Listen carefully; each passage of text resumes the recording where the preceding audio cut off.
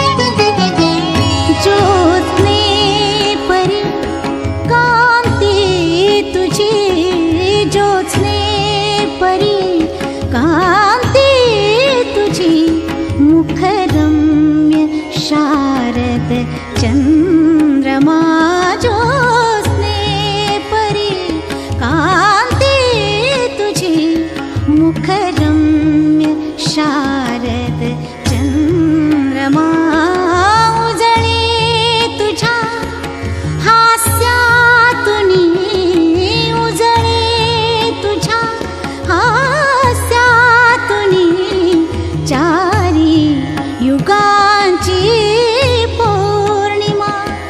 तुझी कृपेचे चांदणे तुझी कृपेचे चांदणे नित वर्षू दे आमच्या शिरी नित वर्षू दे आमच्या शिरी.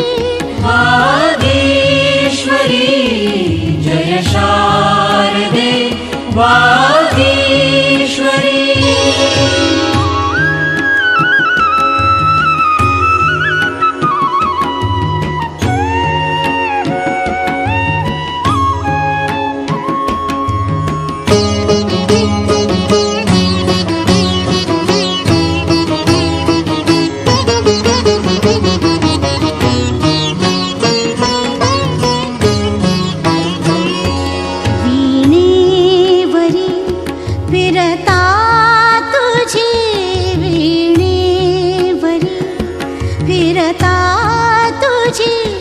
चतुरा कलावयंगुली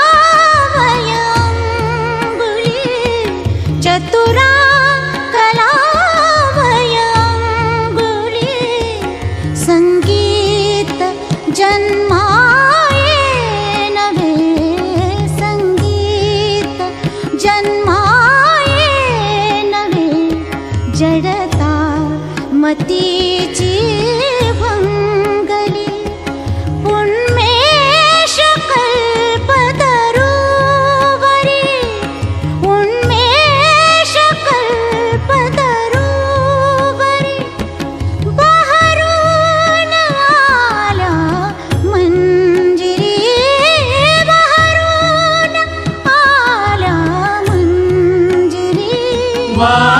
वागीश्वरी जय शारदे वागी वागीश्वरी विधि कन्यके विद्याधरी वागीश्वरी वागीश्वरी जय शारदे वागीश्वरी.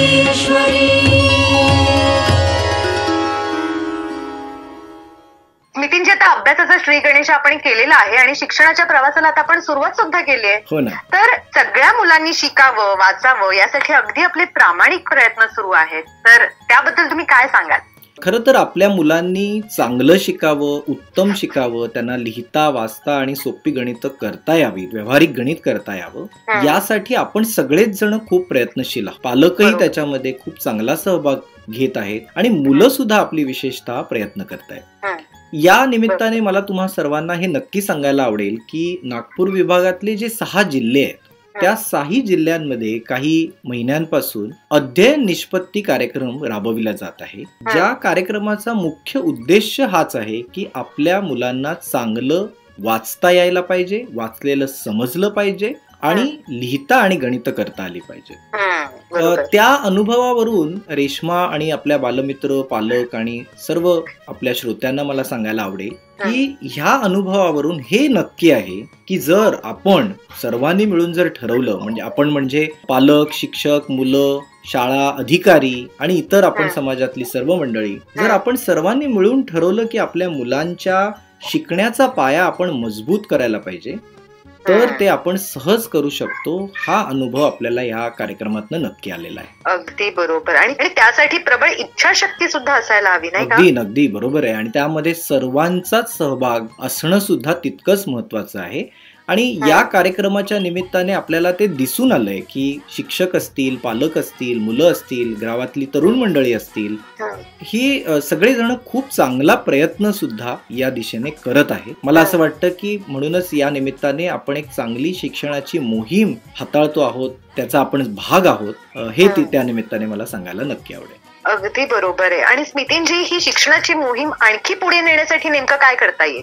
अगदी सोपं आहे. म्हणजे आपण जसं गेल्या 9 महिन्यांपासून जे करत आलोय की सोपे अभ्यास आपण आपल्या पालकांपर्यंत पोहोचवले, पालकांनी मुलांकडून ते अभ्यास करून घेतले, ग्रामस्थांनी आणि तरुण स्वयंसेवकांनी त्यांना मदत केली, शिक्षकांनी त्याचा पाठपुरावा देखील केला. हीच प्रक्रिया आपण सुरू ठेवली तर आपल्या मुलांना शिकण्यासाठी मदत होईल आणि मुलांच्या शिकण्यासाठी जे वातावरण निर्माण व्हायला पाहिजे ते सुद्धा त्या निमित्ताने निर्माण होत राहील. मग त्यात सोपं आहे, आपण पाठवलेले अभ्यास सुद्धा तितकेच सोपे असतात, ते मुलांनी करावेत. सुरुवातीच्या टप्प्यात अगदी बालवर्गातल्या मुलांसाठी आपण जे अभ्यास पाठवला होता, काल सुद्धा जो अभ्यास पाठवला होता की नवनवीन शब्द वापरून एखादं वाक्य पुन्हा पुन्हा बनवा. म्हणजे उदाहरणार्थ आपण एक वाक्य पाठवलं होतं रेश्मा की मी सहलीला चाललो आहे व मी टिंब घेतले आहे. आता हे जे आहे रिकामस्थान, तिथे आपण वेगवेगळे शब्द वापरू शकतो. कधी मी डबा घेतला आहे म्हणू शकतो, खाऊ घेतलाय मी म्हणू शकतो, गिटार घेतली असं मी म्हणू शकतो.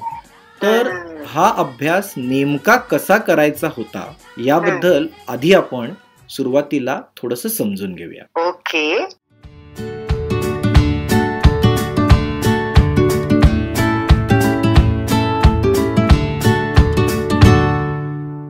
तुम्ही मुलांना नवीन शब्द शिकायला अक्षरांचा खेळ खेळून मदत करू शकता. तुम्ही खेळायला सुरुवात असं म्हणत करा, मी सहलीला चालले आहे आणि मी घेत आहे, आणि मग काहीतरी जे क अक्षराने सुरू होते त्याचे नाव घ्या. जसे की कपडे घेतले आहेत.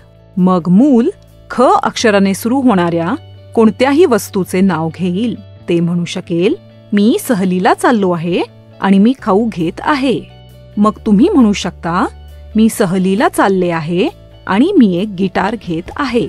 असे तुम्ही आळीपाळीने वर्णमालेतील प्रत्येक अक्षरापासून सुरू होणारी वस्तू सांगू शकता.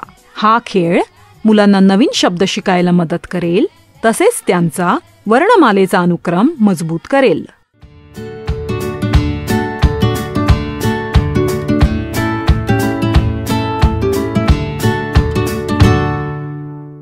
वाह, अगदी छान सोपा अभ्यास. अभ्यास. आणि स्मितींची अशा प्रकारचे खेळ जर आपण घरच्या घरी खेळलो तरी अगदी घरातल्या घरात आपण नवनवीन शब्द अगदी सहज शिकू शकतो. हो ना. आणि रेश्मा, आपण हाच अभ्यास आपल्या बालवर्गातल्या मुलांना सुद्धा पाठवला होता. याच्यामुळे नवनवीन शब्द तयार करता येतील, मुलांचा आत्मविश्वास वाढेल, भाषा संपत्ती वाढेल, खूप सारे शब्द मुलांना नवीन शिकायला मिळतील. अशाच प्रकारे आपण शब्द संपत्ती वाढावी मुलांची म्हणून शब्दांचे खेळ खेळू शकतो. आपण नेहमी आणखीन एक काम पालकांना सतत सांगत असतो की नेहमी आपल्या मुलांना गोष्टी सांगा. त्या सुद्धा यासाठी असतात की नवनवीन शब्द मुलांच्या कानावर येतील, त्यांना समजतील, ते तुम्हाला विचारतील की या शब्दाचा अर्थ काय आहे. तर अशा बऱ्याचशा गोष्टी आपण घरी करू शकतो रेश्मा. आणि म्हणून मुलांना मला एक आत्ता काम सांगायचं आहे. सर्व बालमित्रांनो, तुम्ही हे काम नक्की करा आणि हे काम केल्यानंतर आम्हाला सुद्धा नक्की कळवा की याबद्दल काय प्रतिसाद तुम्हाला मिळाला. काम असं आहे की तुम्ही तुमच्या पालकांना म्हणजे आई बाबांना असं सांगायचं आहे की त्यांनी तुम्हाला रोज रात्री एक गोष्ट नक्की सांगितली पाहिजे. आणि त्यासाठी बिनधास्त तुम्ही सगळेजण हट्ट करू शकता. मस्त.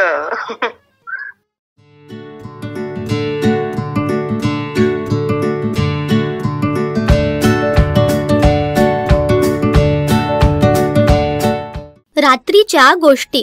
रोज रात्री आई मला एक गोष्ट सांगते. एक गोष्ट असते बोलणाऱ्या बेडकाची, दुसरी असते लांब दाढीवाल्या राजाची, कधी गोष्ट असते उडणाऱ्या हत्तीची. एका गोष्टीत तर वाघ आणि कोल्हा मित्र असतात. वाघ एका खोल खड्ड्यात पडतो. वाघ बाहेर कसा येणार? मग तो हुशार कोल्हा वाघाला वाचवतो. ही गोष्ट अगदी छान आहे. मी गोष्ट ऐकतो आणि मग गुडूप झोपतो.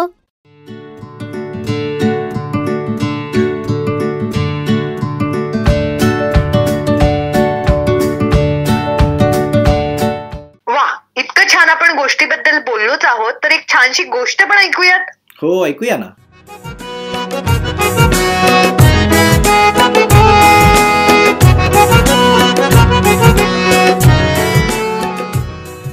उंदराची टोपी. एक उंदीर होता. त्याला एक फडकं सापडलं. फडकं खूप मळकं होतं. उंदीर धोब्याकडे गेला.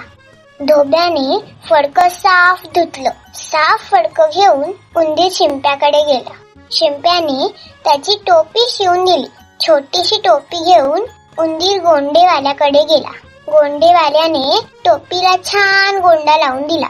उंदराने टोपी घातली, गळ्यात ढोलकं अडकवलं आणि राजवाड्यात गेला. राजासमोर गाणे गाऊ लागला. डुम डुम डुमक्क डुम डुम डुमक, माझी टोपी छान छान, राजाची टोपी घाण घाण, डुम डुम डुमक्क डुम डुम डुमक्क. राजाला उंदराचा राग आला. त्याने शिपायाला हुकूम सोडला, ताबडतोब जा आणि उंदराची टोपी घेऊन या. उंदीर पुन्हा गाऊ लागला. डुम डुम डुमक्क डुम डुम डुमक्क, राजा भिकारी, माझी टोपी घेतली, डुम डुम डुमक्क डुम डुम डुमक. राजा चिडला. त्याने उंदराची टोपी फेकून दिली. उंदीर परत गाऊ लागला. डुम डुम डुमक्क डुम डुम डुमक, राजा घाबरला, माझी टोपी दिली, डुम डुम डुमक्क डुम डुम डुमक. आणि टोपी मिळताच उंदीर ढोलक वाजवत पळून गेला.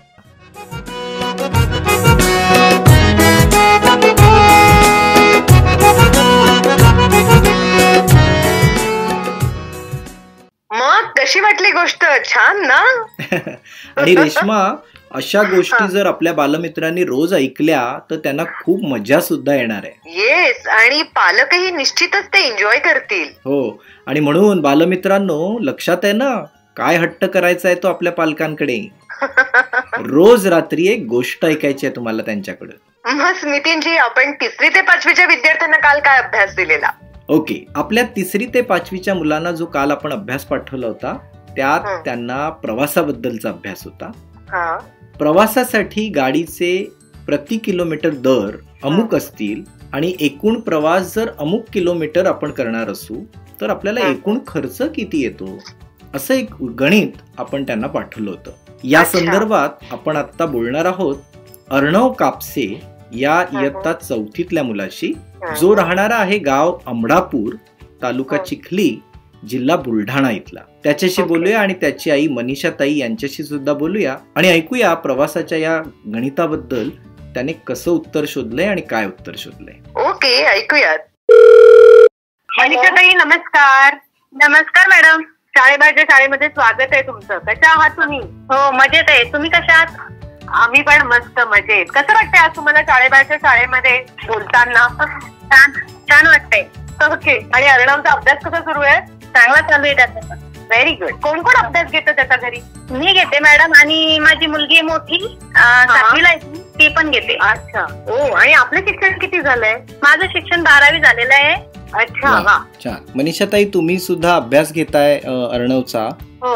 तर अभ्यास घेताना तुम्हाला सहज वाटतं की काही कठीण वाटतं? नाही, मला आता सध्या तरी समजते त्याचं. बर. म्हणजे त्याचा जो अभ्यास आहे तो मी शिकू शकतो त्याचा. अरे वा, हे खूपच छान आहे. आणि अर्णवचा अभ्यासामध्ये रस कसा आहे? कसा अभ्यास करतो तो? छान आहे. त्याला एकदा सांगितलं की त्याला लगेच समजते. वा. आणि मला एक आणखीन उत्सुकता आहे मनीषा ताई की तुमच्या घरात तुम्ही अर्णवला अभ्यास करण्यासाठी एक असा कोपरा किंवा अशी काही विशेष जागा ठेवली आहे का? हो, मी ज्या रूम मध्ये त्याचा अभ्यास घेते त्या रूम मध्ये आमचं टीव्ही सर्व बंद असते, शांतता असते. वा. आणि दोघी मुलांना बसवते. रात्री पण 1 तास आणि दुपारी 1 तास. अरे वा, इतका वेळ तुम्ही काढताय आणि आपल्या मुलांच्या शिक्षणासाठी मेहनत घेताय. विशेष जागा तुम्ही तुमच्या घरामध्ये आखून ठेवली आहे. ही सगळी चांगली गोष्ट आहे, कारण यामुळेच मुलांना अभ्यासाप्रती एक गंभीरता आणि आवड सुद्धा निर्माण होईल, नाही का? हा, काय दिसतात त्यांना. हो, बरोबर बरोबर. अर्णव मधील एखादा चांगला गुण तुम्हाला काय वाटतो? त्याचा असा गुण आहे की त्याला कोणतंही काम सांगितलं तो नाही म्हणत नाही. अरे वा, मस्त. हा कमी मुलांमध्ये असलेला गुण असतो. हो हो. बरं. आम्हाला अर्णवशी नक्की बोलायला आवडेल. हो हो, बोला सर. हॅलो. हॅलो अर्णव, कसा आहेस? छान आहे. बरं, सर्वात पहिलं आम्ही पण छान आहोत. सर्वात पहिलं तू सांग, तुझ्या शाळेचं नाव काय? माझ्या शाळेचं नाव जिल्हा परिषद मराठी प्राथमिक कन्या शाळा आहे. बर. आणि तू कितवीला आहेस? मी 4थीला आहे. अरे वा, खूप छान. आईने सांगितलं की तुम्ही छान अभ्यास करता सगळे बसून. हो. तुला आवड आहे का अभ्यास करण्याची? हो. काय काय वाचतोस? काय काय अभ्यास करतोस? इंग्लिश वाचतो, मराठी वाचतो, परिसर अभ्यास आहे. वा, गुड. पाठ करतो. छान. मग आम्हाला काही वाचून दाखवू शकतोस का? छान. हो. काय वाचू शकतोस सांग? इंग्लिश तो. वाच ना मग. The sea is very deep. There are many plants and animals in the sea. Some of them are very small. We cannot see them with our eyes. There are fish, turtles, and many strange and beautiful animals in the sea. The largest of all animals is blue whale. It lives in the sea. वा, खूप छान. मस्त. अर्णव, याचा अर्थ सांगशील का आम्हाला? हो. सांग पाहू. The sea is very deep. समुद्र खोल आहे. अच्छा. There are many plants and animals in the sea. त्याच्यामध्ये प्राणी आहेत. Some of them are very small. लहान प्राणी असतात. हो, काही प्राणी लहान आहेत. We cannot see them with our eyes. आपण डोळ्यांनी पाहू शकतो. There are fishes, turtles and many strange. Good. त्याच्यामध्ये फिशेस, टर्टल्स आणि कासव असतात. अरे वा, खूप छान अर्णव. मस्त. छान, अर्थ पूर्ण वाचतोस. आणि सुंदर and beautiful animals in the sea. समुद्रामध्ये खूप छान ॲनिमल्स असतात, सुंदर. बरोबर. तू कधी समुद्र पाहिलायस का अर्णव? हो. केव्हा पाहिलायस? सुरतला गेलतो तेव्हा पाहिलेला. हा, करेक्ट. Very good. आणि तू समुद्राच्या आतमध्ये हे जसं वर्णन तू वाचतोयस ते सुद्धा एकदा नक्की बघ. Okay, good. आता प्रवासाबद्दल आपण थोडं बोलूया. तू सुरतला प्रवास केलायस म्हणून तुला कालचा अभ्यास जो आम्ही पाठवला होता त्यात असं विचारलं होतं की प्रवासासाठी गाडीचे प्रति किलोमीटर दर समजा अमुक असतील आणि एकूण प्रवास समजा अमुक किलोमीटर करायचा असेल तर एकूण खर्च किती येईल? ह्या गणिताचं उत्तर तू काढलंयस का? हो. काय आहे सांग बरं. एकूण प्रवास गुणेला माईल इज इक्वल टू 3420. एकूण प्रवास खर्च काढण्यासाठी तू काय काय केलंस? एकूण प्रवास गुणेला प्रति किलोमीटर दर. मग तुझा प्रति किलोमीटर दर किती आहे? प्रति किलोमीटर दर 9 आहे. बर, आणि एकूण प्रवास किती किलोमीटर आहे? एकूण प्रवास 380 आहे. 380 किलोमीटर. बर, त्याला तू 9 ने गुणलंस. व्हेरी गुड, छान, मस्त, छान. अच्छा, आणि मला सांग, तुला गणित, अभ्यास, वाचन याच्या व्यतिरिक्त काय करायला आवडतं? क्रिकेट खेळायला. अरे वा.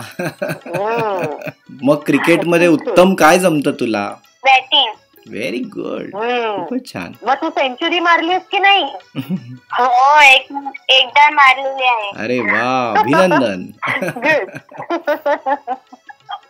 खूप हाफ छान. सेंचुरी पण मारलेली आहे. अरे वा, छान. आणि तुझा आवडता विषय कोणता? माझा आवडता विषय इंग्लिश.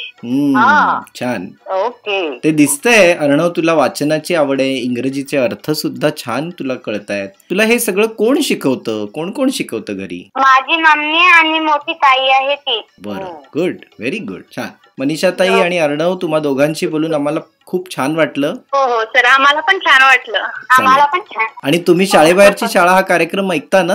हो ऐकतो ना. व्हेरी गुड, चालेल, पुन्हा बोलू आपण काही दिवसांनी. हो चालेल, ओके, तुम्हाला. Okay, bye. Bye. The sea is very deep. समुद्र खूप खोल आहे. आणि तसाच अभ्यास सुद्धा खूप खोल आहे. हो ना. मग स्मितींजी, आपण 6वी ते 8वीच्या विद्यार्थ्यांना काय अभ्यास दिला होता? 6वी ते 8वीच्या विद्यार्थ्यांना आपण विस्थापनाच्या बद्दल अभ्यास पाठवला होता. त्यांना विचारलं होतं की विस्थापन म्हणजे नेमकं काय आणि यात कोणत्या गोष्टींचा समावेश होतो ते उदाहरण देऊन सांगा. ओके. तर हा अभ्यास आपल्या सर्व 6वी ते 8वीच्या विद्यार्थ्यांनी नक्की केलेला आहे, कारण त्यांनी खूप सारे रेकॉर्डिंग आणि अभ्यास केलेल्याचे पुरावे आपल्याला पाठवले आहेत. त्याच संदर्भात आपण आता बोलूया चेतना निनावे या आपल्या 7वीतल्या मैत्रिणीशी, जी राहणारी आहे भंडारा शहरामधली. तर तिच्याशी बोलूया आणि ऐकूया की तिने या प्रश्नाचं उत्तर कसं शोधलंय आणि तिला काय वाटतं या सगळ्याबद्दल. हो, आणि मलाही जाणून घ्यायला आवडेल विस्थापन म्हणजे नक्की काय. चला तर ऐकूया, चेतनाशी बोलूया. हॅलो. हॅलो. हॅलो चेतना, मी स्मितीन सर बोलतोय शाळेबाहेरची शाळा रेडिओ कार्यक्रमातून. हा, नमस्ते सर. नमस्ते. चेतना, तू शाळेबाहेरची शाळा हा रेडिओ कार्यक्रम ऐकते का? हो. कसा वाटतो तुला कार्यक्रम? मला मस्त वाटते, ते छान वाटते. गुड. मग तुला असं वाटलं होतं का की आपणही या कार्यक्रमात सहभागी व्हावं? हो, वाटलं. आता ती संधी आलेली आहे. व्हेरी गुड, छान. चेतना, कसा चाललाय तुझा सध्या अभ्यास? मस्त चाललेला आहे. आणि तू हा शाळेबाहेरच्या शाळेतला अभ्यास एन्जॉय करतेस का? हो, करते ना मॅडम. गुड. आणि तुला अभ्यासात कोण कोण मदत करतं घरी? मला अभ्यासात वर्ग शिक्षिका मॅडम करतात आणि माझे आई वडील, भाऊ, मोठा भाऊ आहे. मोठा भाऊ कितवीला आहे? मोठा भाऊ तो 10वीला आहे. बर. Very good. बर चेतना, आम्हाला तुझ्या शाळेचं नाव आणि तुझ्या बाईंचं नाव सांगशील का? हो, माझ्या शाळेचं नाव लाल बहादूर शास्त्री विद्यालय भंडारा आहे आणि माझ्या वर्ग शिक्षिका तुमाने मॅडम आहे. बर, व्हेरी गुड. चेतना, तुला माहितीये का की भंडारा शहरामध्ये आम्ही पहिला कॉल केलाय आणि तो तुला लावलाय. हो. हा, हो सर. कसं वाटतंय तुला? मला मस्त वाटत आहे. खूप छान वाटत आहे. गुड. अच्छा, तू आता 7वीला आहेस ना? हो. बर, मग आम्हाला सांग, काल जो आम्ही अभ्यास पाठवला होता त्यात म्हटलं होतं की विस्थापन म्हणजे काय, तर तू अभ्यास केलायस का याचा? हो, अभ्यास केलाय मी. हो सर. बर, मग सांगतेस का आम्हाला की विस्थापन म्हणजे काय आणि त्याच्यामध्ये नेमका कोणत्या कोणत्या गोष्टींचा समावेश येतो? हो. विस्थापन म्हणजे एखाद्या गतिमान वस्तूने सुरुवातीच्या ठिकाणापासून ते अंतिम ठिकाणापर्यंत पोहोचवण्यासाठी एका दिशेने पार केलेलं कमीत कमी अंतर म्हणजे विस्थापन होय. आणि विस्थापनामध्ये अंतर व दिशा या 2 गोष्टींचा विचार होतो. बरं. म्हणून विस्थापन ही सदिश राशी आहे.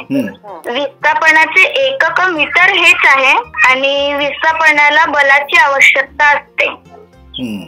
करेक्ट. आता हे थोडंसं आम्हाला उदाहरण देऊन समजावू शकतेस का? हो, सांग. तर माझ्याकडे 2 आहे, मी दोन्ही सांगते उदाहरण. हो, चालेल. जसं समजा मॅडम, माझे घर ते शाळा ही 1000 मीटर अंतरावर आहे. बरं. हा माझा शाळेत जायचा सरळ मार्ग म्हणजे 1000 मीटर हा. पण मी या सरळ मार्गाने न जाता मी आपल्या मैत्रिणीसोबत वेगळ्या मार्गाने शाळेत जाते. ओके. माझ्या घरापासून माझ्या मैत्रिणीचं घर हे 500 मीटर अंतरावर आहे. आणि माझ्या मैत्रिणीच्या घरापासून शाळा ही 700 मीटर अंतरावर आहे.